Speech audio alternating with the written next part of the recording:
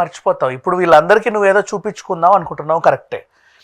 ఇంతకు మించి గ్రాండ్ పెళ్ళికి నువ్వు మళ్ళీ వెళ్ళావు, నువ్వు దీన్ని మర్చిపోతావు. ఇప్పుడు నా పెళ్ళికి వచ్చావు నువ్వు, నేను లావిష్గా పెట్టా, నీకు 500 రకాలు పెట్టా.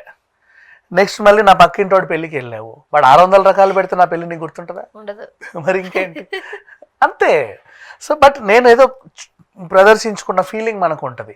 ఈ చండాలం కంటే వచ్చే వాళ్ళ కడుపు నిండా ఎంత కావాలో అంత పెట్టేసి మిగతాదంతా నువ్వు పెట్టే ఈ ఖర్చును వాళ్ళకి ఏదైనా ఉత్పాదక వస్తువులో లేకపోతే ఏమైనా ల్యాండో ప్రాపర్టీయో ఆ అమౌంట్ వాళ్ళకి ఇచ్చేస్తే వాళ్ళ జీవితాంతం హ్యాపీగా ఉంటారు. పెళ్లి గ్రాండ్గా చేసుకున్న వాళ్ళు ఉన్నారు, పిల్లల్ని కన్న తర్వాత అప్పుల పాలైన వాళ్ళు చాలామంది ఉన్నారు. దీనివల్ల ఏంటంటే పేదలు ఇంకా పేదవాళ్ళు అవుతున్నారు. అప్పు చూసి కూతురు పెళ్లి చేసావు, ఆ అప్పు తీర్చలేక వాళ్ళు ఆత్మహత్యలు చేసుకుంటారు.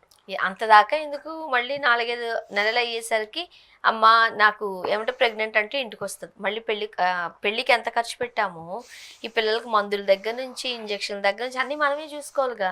మళ్ళీ శ్రీమంతాలు ఉంటాయి.